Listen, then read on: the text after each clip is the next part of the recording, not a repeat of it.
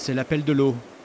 À quelques jours de l'ouverture de la pêche à la truite, les 18 000 pêcheurs tarnais reprennent leur marque, arpentent les cours d'eau et sont à l'affût de leurs premières sensations. Le bruit, tout ce qu'il peut y avoir, les premiers oiseaux, la vue de l'eau, essayer de découvrir déjà où c'est que vont être les poissons dès samedi, c'est quelque chose de fondamental.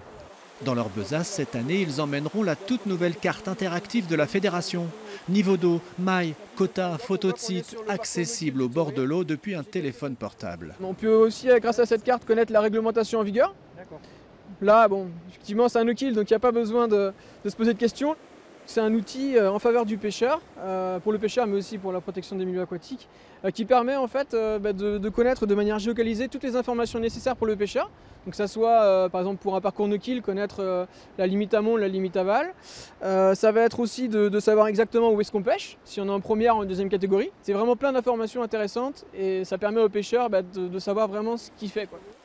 Avec des outils connectés pour changer l'image de la pêche et un repeuplement massif des cours d'eau, la Fédération du Tarn se donne les moyens d'une ouverture réussie. On va mettre 2,5 tonnes de truites arc-en-ciel dans les plans d'eau et les ruisseaux de deuxième catégorie et plus de 2 tonnes de truites fario dans les ruisseaux de première catégorie. Il s'agit en premier de satisfaire le pêcheur pour qu'il y ait une truite pour tout le monde. Poissons qui seront pour certains relâchés avec plaisir. Le no-kill, une tendance qui s'affirme dans le Tarn. Mais il faut vraiment prendre conscience de la fragilité des espèces, de la fragilité du milieu et considérer les poissons comme des partenaires de jeu.